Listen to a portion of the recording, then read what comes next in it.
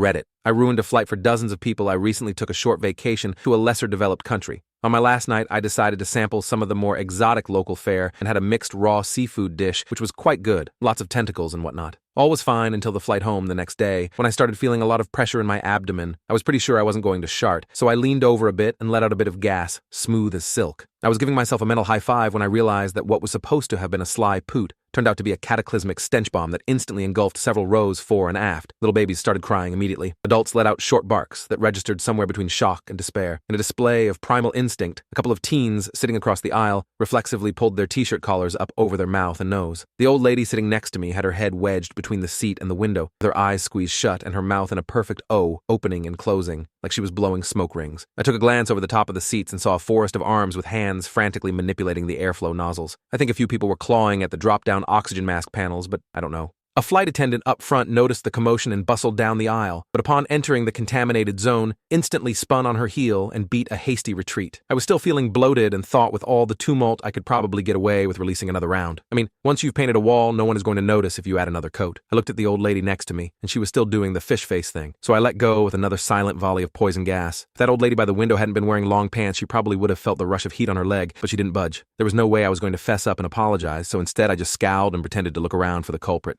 Fortunately, things cleared out pretty fast. I didn't dare try it again. I'd taken my fellow passengers by surprise the first time, but now they were wary and fully alert. For the rest of the flight, anyone that made their way back to the lavatory was subjected to the scrutiny of 100 eyes. We landed, and I deplaned without further incident. However, I did totally trash a toilet in customs. But that's another story. Like, comment, and subscribe for more.